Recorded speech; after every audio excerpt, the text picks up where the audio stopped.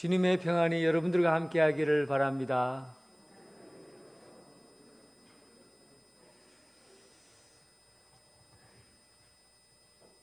여러분, 사진을 찍을 때 어떤 장면에서 사진을 찍습니까? 풍경이 아름다운 바닷가에서, 또 노을 지는 그 산 언덕에서, 여러 가지 재미있는 그리고 아름다운 풍경에서 우리는 사진을 찍어요. 사진을 찍고 나서 집에서 한번 보세요. 찍고 나서 사진을 보면 그때 느꼈던 감정이 이렇게 보입니다.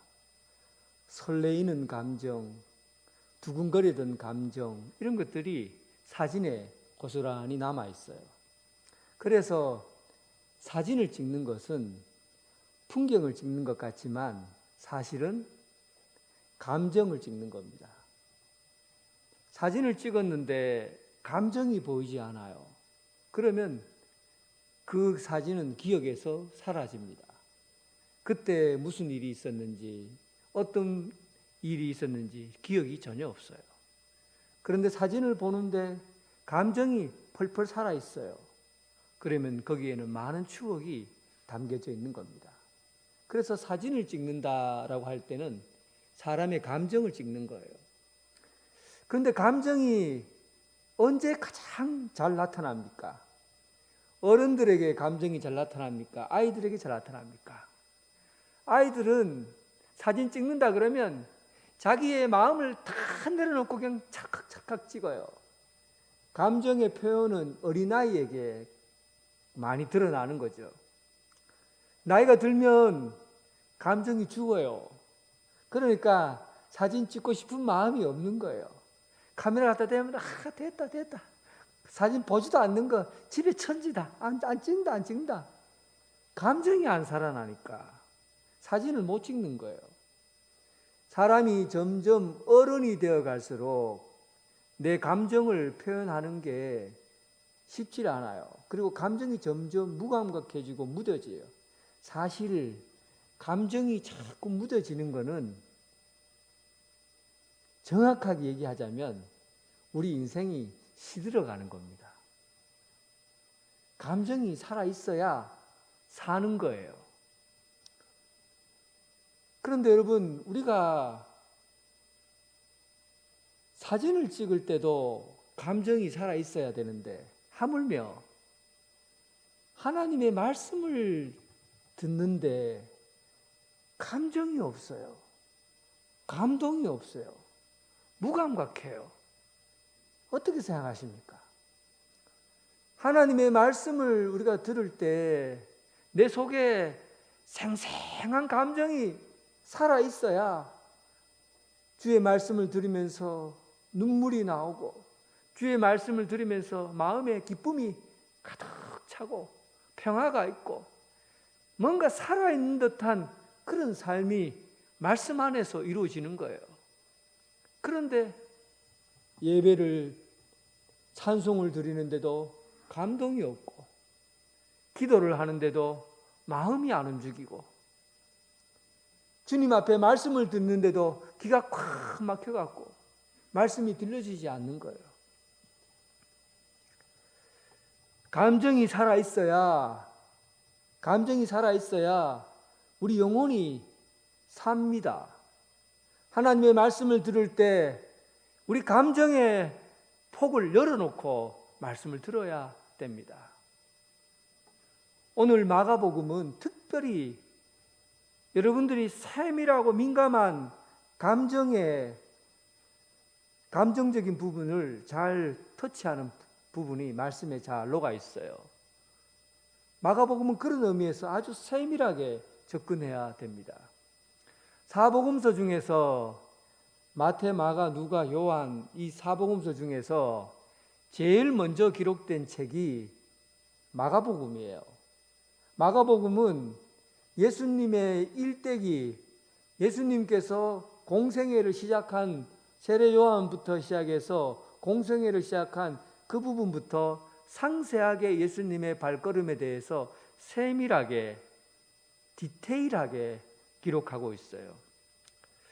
한근태 씨가 지은 책에 보면 신은 디테일에 있다. 그 신의 한 수는 디테일에 있다. 그런 얘기입니다. 뭐 책의 내용은 그렇게 복잡하지 않는데 핵심 내용이 이거예요. 전문가하고 아마추어의 차이가 뭐냐면 아주 디테일한 부분을 어떻게 다루느냐의 부분에서 드러난다는 거예요. 제가 화장실에 타일을 한번 깔아본 적이 있어요. 전문가입니까? 비전문가입니까? 어설픈 비전문가죠. 아주 아마추어죠. 그런데 돈을 좀 적게 들라고 시골집에 이 화장실에 타일을 한번 깔아봤어요. 간단하죠. 뭐 땅을 그냥 시멘트를 펜펜하게 발라갖고는 줄이 옆에 딱 네모나니까 네모 칸에 맞게 딱 맞추면은 평평하게 될 거 아닙니까? 쉬워요. 그래서 제가 한번 펜펜하게 해고 하갖고는 그리고 딱 놨는데 안 펜펜했던가 봐요. 울퉁불퉁해요. 이상하네. 내가 펜펜한 데다 올려놨는데 울퉁불퉁한 거예요. 그리고 뭐가 다르냐면 전문가하고 아마추어가 뭐가 다르냐면 끝부분을 처리하는 걸 보면 알아요. 마지막 끝 모서리 부분이 아무리 해도 안 맞아요. 그리고 줄이 안 맞아. 이상하다. 나는 잘 맞춘다고 땀을 뻘뻘 흘려가면서 이 좋은 머리를 가지고 착착 재가면서 딱딱했는데 안 맞는 거예요. 형편은 없어요. 화장실에 들어가기 싫은 거예요. 와, 이렇게 돈 주고 이렇게 비싼 거 주고 타일을 깔았는데 마지막 마무리가 안 되니까 어설퍼 보이고 화장실이 못나 보이는 거예요. 그런데 전문가가 했는 집에 딱 가보니까 모서리 부분이 깔끔해요. 끝부분이 아주 딱딱 아구가 맞고 줄이 하나도 안 틀리고 싹 깨끗하게 마무리가 되어 있더라고요. 이야, 전문가와 아마추어의 차이가 여기 있구나. 디테일한 부분, 아주 세밀한 부분에서 차이가 있는 거예요. 마가복음은 굉장히 디테일합니다.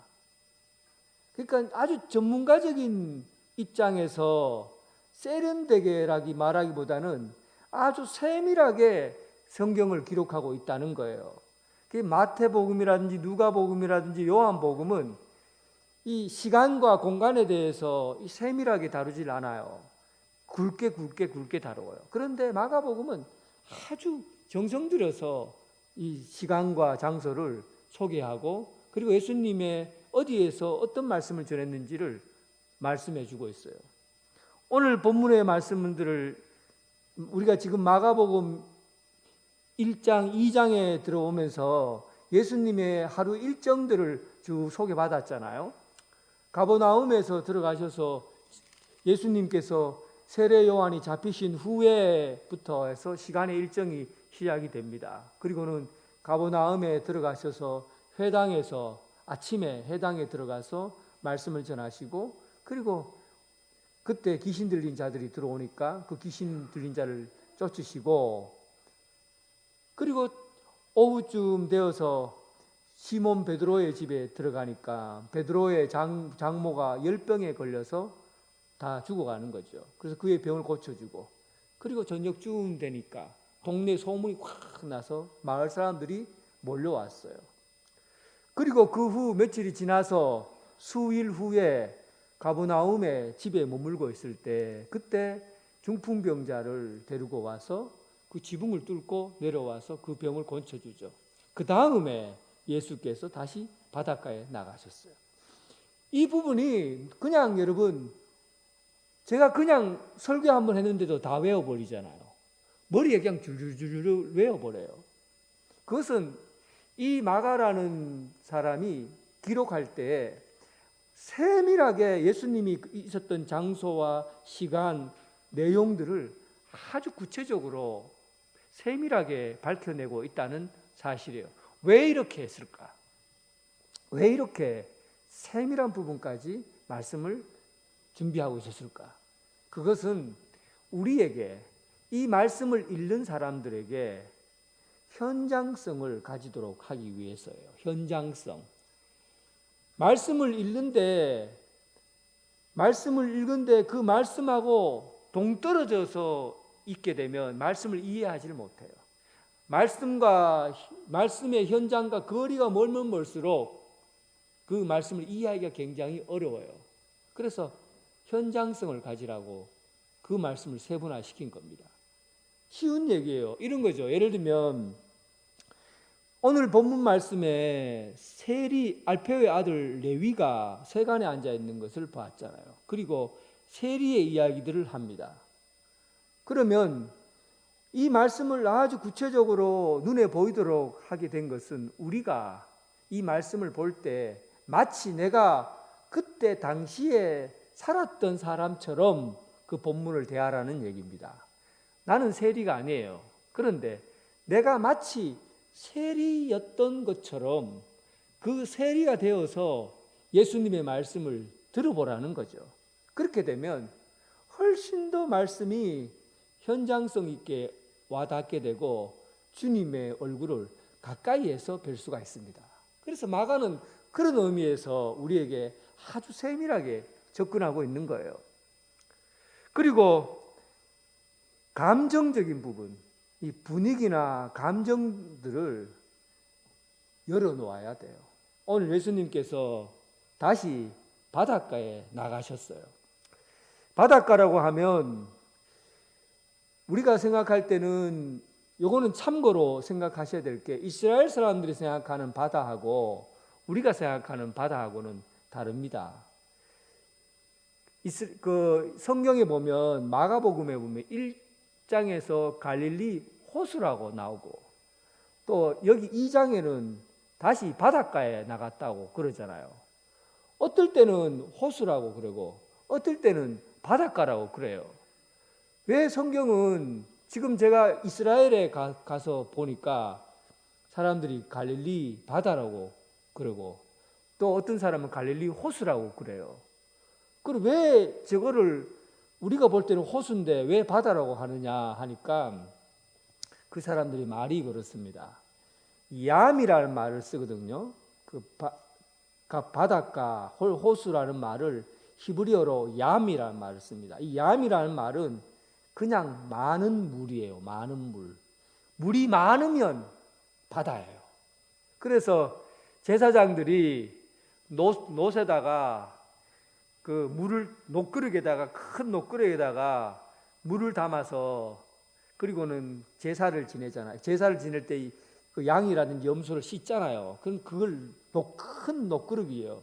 그런데 그 녹그릇을 뭐라고 하냐면 뭐라고 합니까? 놋바다라고 그래요. 물이 많다는 거거든요. 그러니까 이스라엘 백성들은 유대인들은 강이든 바다든 물이 많으면 무조건 바다예요. 그래서 갈릴리 바닷가라고 하기도 하고 갈릴리 호수라고 얘기를 합니다. 근데 그게 중요한 게 아니라 오늘 본문에서 우리가 알아야 될 게 뭐냐면 예수님께서는 굉장히 분위기를 타시는 분이라는 겁니다. 분위기가 굉장히 중요해요. 예수님은 바닷가에 나가서 그들을 가르쳤거든요. 집에서 가르치다가 이제 바닷가에 나오셔서 가르쳤어요. 이 바닷가에서 가르쳤다는 부분을 왜 이렇게 명시하고 있냐 하면 마태복음에서 중요한 얘기를 할 때 예수님이 어디서 가르쳤냐면 산 위에 올라가서 가르쳤어요. 그래서 마태복음에서는 예수님이 가르친 것을 산산수훈이라고 그래요. 누가복음에서는 중요한 얘기를 어디서 가르쳤냐면 평지에서 가르쳤어요. 그래서 예수님의 설교를 평지 설교라고 그럽니다. 근데 마가복음에는 오늘 본문에 보니까 바닷가에서 가르쳤어요. 이것은 정서적인 것과 관계 있어요. 분위기와. 여러분들 성경에서 이 분위기나 이 정서적인 것, 감정을 열어놔야 이 말씀이 제대로 보여요. 감정과 정서가 굉장히 중요합니다. 구약 성경에도 보면 하나님께서 얼마나 따뜻한 분이신지 나온 성경 구절이 있습니다. 엘리야가 아세라에게 바알과 아세라의 전투에서 이기고 도망을 치잖아요. 로뎀 나무 밑에까지 도망을 치고는 하나님 앞에 얘기합니다. 하나님 나 죽여주세요 하고는 그냥 나 죽여달라고 막 퍼져서 나 이젠 도저히 못 견디겠다 죽여달라고 그래요. 그때 하나님이 천사를 보내셨어요. 천사를 보냈는데 참 느낌이 얼마나 따뜻한지 보세요. 자고 있는 엘리야를 푹 자도록 옆에서 내버려 둡니다. 그리고 잠에서 푹 자고 깰 때쯤 돼서 그리고는 내가 빵을 구워놨으니까 빵을 먹어라 그래요. 물을 준비하고. 여러분 그냥 빵을 주면 되는데 구운 빵을 주는 겁니다. 그 사람이 먹을 때 그냥 맨빵 주는 거하고 따뜻하게 구워주는 빵하고 정서적으로 어때요? 따뜻한 사랑이 경험되잖아요. 하나님께서 사람의 마음에 이렇게 정서적으로 다가가신다니까요. 따뜻하게 구운 빵을 주셔요. 그 천사는 뭘 느낄까? 그 천사에게서 뭘 느끼겠어요? 하나님의 따뜻한 사랑을 느끼겠죠. 예수님은 더 하신 분이에요. 예수님은 이런 분위기나 정서를 얼마나 잘 활용하시냐 하면 지난번에 제가 설교할 때 언젠가 말씀드렸지만 베드로가 예수님을 떠나서 갈릴리에 가서 내가 고기나 잡으러 가겠다고 밤새도록 그물 치고 고기를 잡잖아요. 그런데 한 마리도 못 잡고 밤을 꼴딱 새버려요. 예수님께서는 저 호수 건너편에서 지치고 배고픈 이들을 위해서 음식을 준비하는데 숯불에다가 생선과 고기를 구워요. 베드로는 물속에서 배고픈 베드로는 물속에서 들어갔다가 몸 밖에 나왔는데 얼마나 춥고 떨려요. 그런데 따뜻하게 숯불을 지펴놓고 계시고 그리고 따뜻한 빵과 생선을 구워서 제자들에게 준다는 얘기죠. 여러분 그 분위기와 정서에서 뭘 느낍니까? 예수님의 사랑을 경험하는 거죠. 예수님의 사랑. 분위기와 정서 여기서 따뜻한 사랑이 남겨져 있는 거예요. 오늘 본문에서 우리는 무엇을 경험하는 겁니까? 예수님이 사람들을 모아놓고 말씀을 들을 때 뭘 느끼게? 바다처럼 넓은 예수님의 사랑과 그 따뜻한 손길을 경험하게 되는 거예요.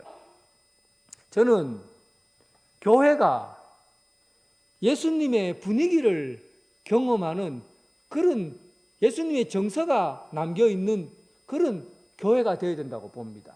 왜냐하면 우리는 예수님의 몸으로 만들어진 공동체예요. 우리 여러분 전부는 예수님의 지체예요. 그러니까 이 교회는 예수님의 분위기와 정서가 녹아져 있는 곳이어야 됩니다. 그런데 교회에 갔는데 딱딱하고 차갑고 메마르고 어디 가면은 내가 어떤 높은 자리에 앉아야 되는가 자리 걱정만 하고 있고 경쟁하고 있고 시기하고 있고 이런 정서는 예수님의 분위기가 아니에요. 예수님의 분위기가 아니에요. 교회에 딱 들어갔는데 사람들이 활짝활짝 웃고 반기고 있고 그리고 사람들의 마음을 누군가가 만져준다는 느낌, 나를 따뜻하게 안아준다는 느낌, 나의 말을 들어준다는 그런 느낌, 이런 분위기에서 무엇을 느낍니까? 예수님의 분위기를 경험하는 거예요. 예수님의 정서를 느끼는 거예요. 그러니까 교회는 주님의 사랑이 경험되는 곳이 교회입니다. 교회 마당에 밟는 순간 예수님의 옷자락을 만지는 거예요. 그런 교회가 우리 교회가 되길 주님의 이름으로 축원합니다.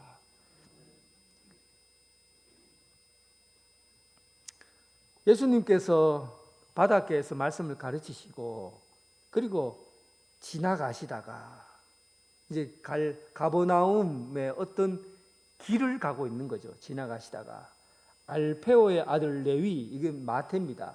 알페오의 아들 레위가 세간에 앉아 있는 것을 보았어요. 원래 헤롯 대왕이 다스리던 예수님 계실 때 헤롯 대왕이 있었죠. 이 헤롯 대왕의 아들이, 세 아들이, 헤롯 대왕이 죽고 아들이 3명이 있습니다.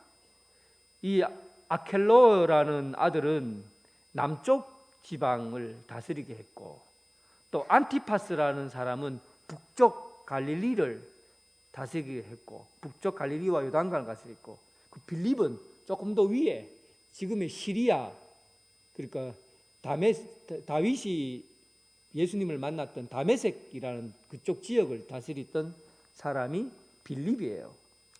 그런데 이 영토가 딱 나눠져 있는데, 이 영토가 나눠져 있는 데서 이 안티파스 영토하고 빌립 영토하고 마주치는 경계가 있을 거 아닙니까?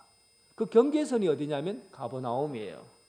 그 가버나움은 안티파스의 영토하고 빌립하고의 영토가 마주치는 부분이에요. 지나치고 왔다 갔다 거려야 될 그런 통로 역할을 하는 곳이 바로 가버나움입니다. 그러니까 안티파스 지역에 있다가 빌립 땅으로 넘어가면은 이 나라를 넘어가게 되는 거예요. 이쪽 영토에서 이쪽 영토를 넘어가게 되는 거죠. 근데 로마는 각 나라에서 각 나라 경계선을 넘어갈 때마다 교통세를 거두도록 했습니다. 그런데 이 가버나움은요, 사람들이 많이 모이는, 이쪽에서 저쪽에서 많이 옮겨 다니는 지역이 가버나움이에요. 얼마나 많은 사람들이 왔다 갔다 하는지 예수님이 하는 소문이 그냥 하루 만에 다 퍼질 정도로 사람들이 오고 가는 곳이에요. 그러니까 이 가버나움에서 세간에 있다는 것, 세리에 있다는 것은 벼락부자가 되는 자리입니다. 엄청난 부를 누릴 수 있는 자리예요. 왜냐하면 세금이, 사람들이 오늘 아침에 시장 보러 가버나움에 갔다가 집에 돌아오면 세금을 내야 돼요. 하루에 2번, 갈 때 내고 올 때 내고 2번 내잖아요. 그냥 이쪽에서 저쪽으로 무슨 일이 있어갖고 아이고 우리 오늘 아재 만나러 가야 되겠다고 떡 만나러 갔다가 돌아오는 길에 또 세금을 또 내야 돼요. 그러니까 이렇게 저렇게 막 세금을 내야 되는데, 이스라엘 유대인들 입장에서는 제일 기분 나쁘고 분한 게 이런 교통세예요. 왜 그렇게 했어요? 내 땅인데, 우리 땅인데, 원래 이 땅이 헤롯 땅이 아니라 누구 땅입니까? 이스라엘 땅이잖아요. 유대인들 땅이잖아요. 자기 나라 땅이잖아요. 아니, 자기 나라 땅을 자기가 밟고 가는데 돈을 내라고 하니까 이거는 얼마나 화가 나겠어요. 그래서 이 원통함과 분함을 표출을 해야 되는데 누구인데 표출하기 좋습니까? 돈 거두는 세리, 이놈들인데는 막 퍼버대는 거죠. 이놈 자식들, 같은 민족인데 내 땅에서 내가 밟고 다니는데 니들이 돈을 거둔나 하고는 별의별 욕을 다 하는 거예요. 세리만 보면 욕하는 거죠. 세리가 집에서 밥 먹는 것도 욕하고 바깥에 나가는 것도 욕하고 어디 행동하는 거 하나하나 욕해요. 키가 작으면 키가 작다고 욕하고, 하여튼 비난거리가 있으면 전부 세리인데 다 덮어 씌워서 나쁜 놈이라고 욕하는 거예요. 그런데 예수님께서 가버나움을 지나가시는데 예수님이 주목하여 본 사람이 있습니다. 그 사람이 바로 알페의 아들 레위예요. 레위 같은 경우에는 예수님을 똑바로 쳐다봤겠어요? 왜 못 쳐다보겠습니까? 당연히 사람들은 세리를 볼 때 마치 징그러운 뱀을 보듯이, 그리고 아주 더러운 뭔가를 보듯이 맨날 보고 욕하는데, 죄인 중에 죄인이라고 하는데, 예수님께서 날 보고 있는 게 그게 이 세리에게는 얼마나 부담스럽겠어요. 예수님처럼 이렇게 인기 있고 뛰어나신 사람이 자기인데 찾아와서 나의 이 죄를 고발하면 얼마나 무섭겠어요. 제가 볼 때 세리 레위는 예수님을 제대로 쳐다보지 못합니다. 감히 못 쳐다봐요. 사람들이 지나가면서 욕하는 그곳에 와서 예수님께서 딱 왔었을 때 제대로 말하는 건 어려운 일이죠. 그런데 예수님께서 분명히 한 소리 하실 거라는, 또 한마디 할 거라는 그런 생각을 하고 그냥 고개 숙이고 자기 자리만 딱 지키고 돈만 거둘 생각으로 앉아 있는데 예수님이 하신 말이 기가 막힌 이야기를 하는 겁니다. 세상에 듣도 보도 못한 이야기를 자기에게 하는 거예요. 세상에 이런 우리 이 세상에서 가장 위대하신 예수님께서 자기에게 찾아와서 자기 죄를 고발하는 게 아니라 예수님께서 그에게 찾아와서 나를 따르라. 나를 따르라. 여러분, 이 말 한마디는 내가 너를 내 제자로 부르겠다, 이런 얘기잖아요. 예수는 이 세상의 12명을 통해서 이 세상을 변화시키는 그 위대한 한 사람을 이 죄 많은 세리를 두고 예수님께서 나를 따르라 하고 그를 부르신 거예요. 충격적이죠.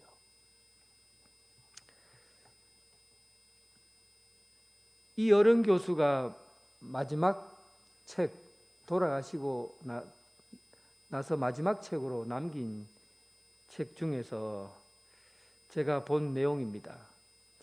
그 중에 그가 이런 얘기를 하더라고요.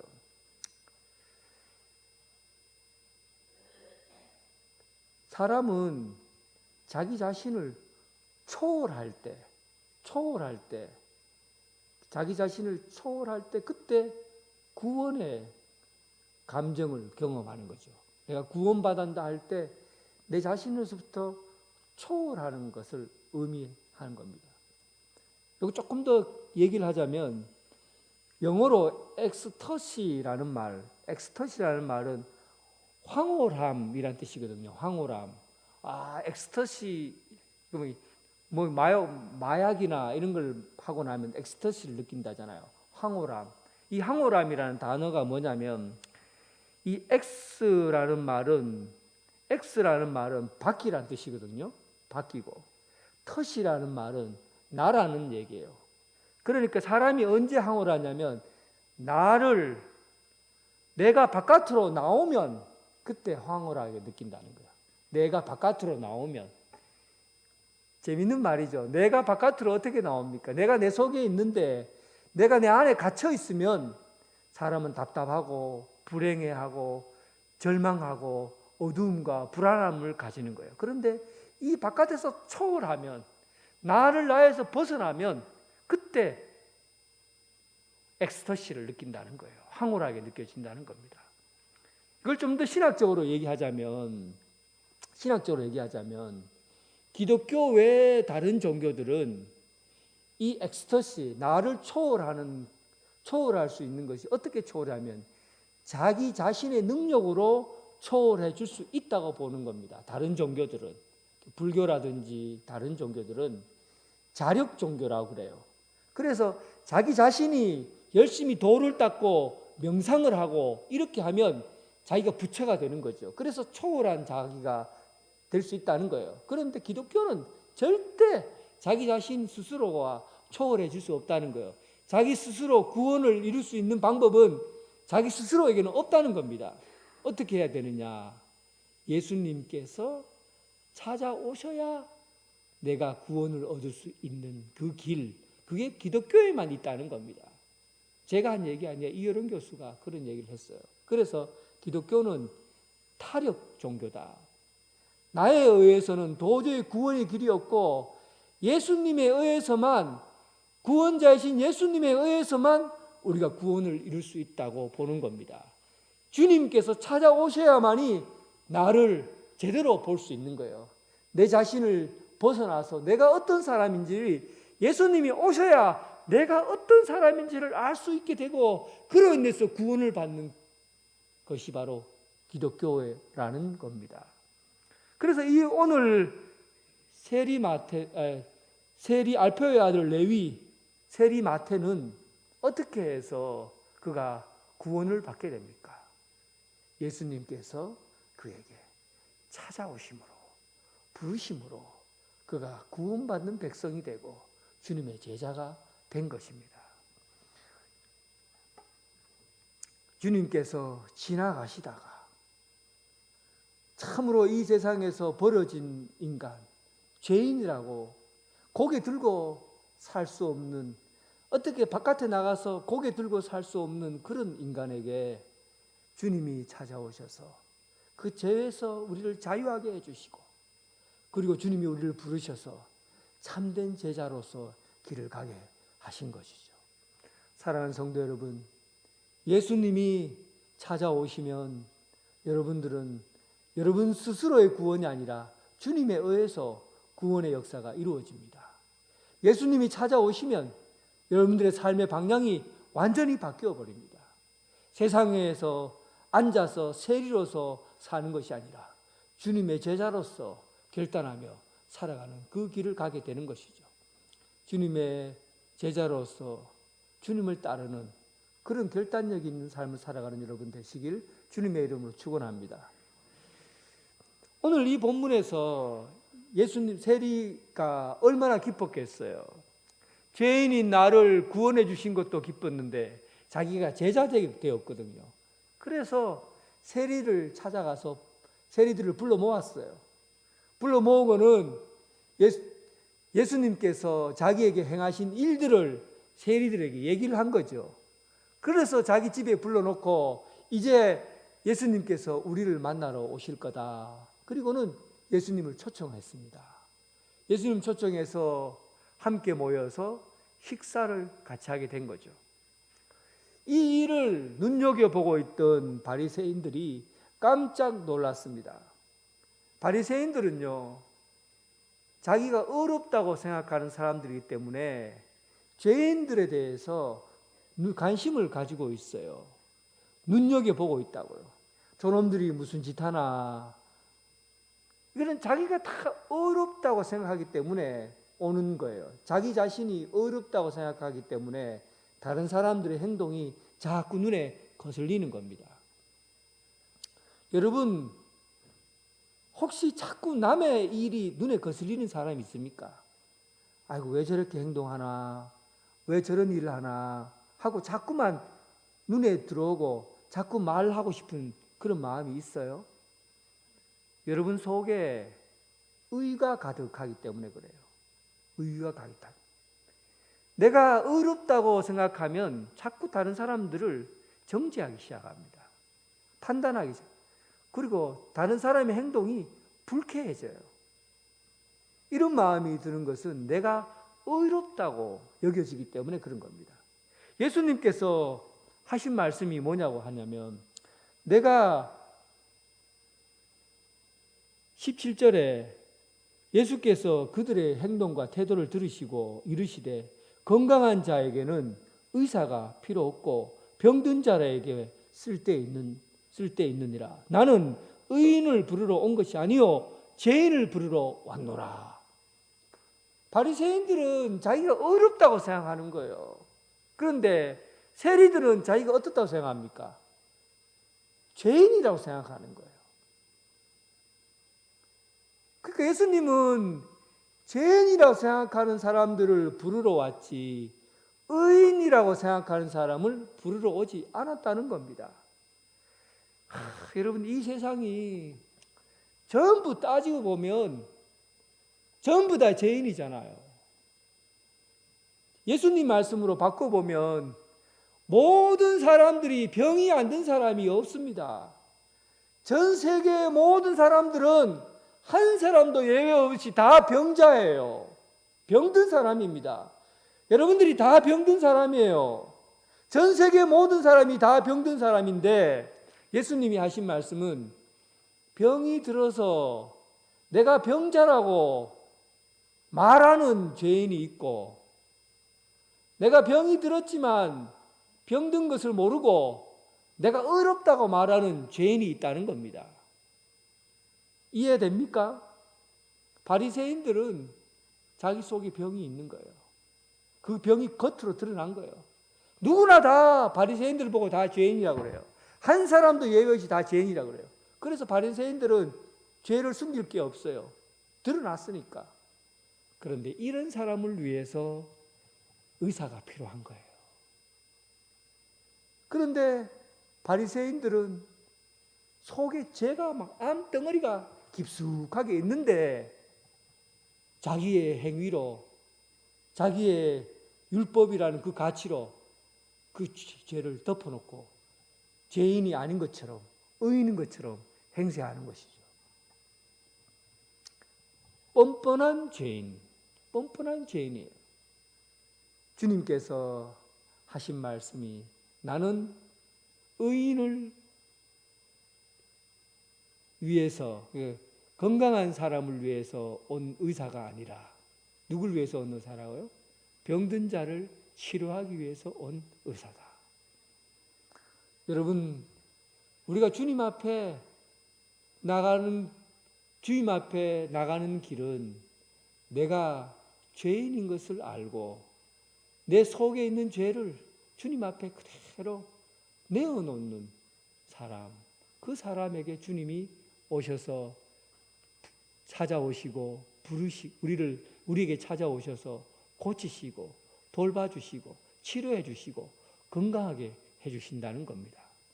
사랑하는 성도 여러분, 뻔뻔한 죄인이 아니라 정직한 죄인으로 주님의 부르심에 응답하는 여러분 되시길 주님의 이름으로 축원합니다. 하나님 아버지, 오늘 이 세상은 눈에 보기에는 번쩍번쩍거리고 그럴듯해 보이고 의로워 보이지만 세상의 모든 사람들이 병이 들고 깊은 죄의 병을 앓고 있음을 압니다. 주님, 세리들처럼 내가 죄인입니다. 나를 불쌍히 여겨 주옵소서. 나를 살려주십시오. 주님 앞에 솔직하게 죄를 고백하고 주님 앞에 나아가게 하여 주옵시고, 뻔뻔하게 내가 죄인인데도 불구하고 자꾸만 자기 죄를 감추고 다른 사람을 비난하고 또 다른 사람을 비판하고 판단하는 그런 어리석은 뻔뻔한 의인이 되지 않도록 주님 우리 자신을 살펴주옵소서. 참으로 주님만이 우리의 구원자이심을 믿고 주님 앞에 내 자신을 내려놓고 주님으로 인해서 이 세상 끝날까지 주님을 따르며 제자로서의 사명을 감당하게 하여 주옵소서. 예수님 이름으로 기도드립니다. 아멘.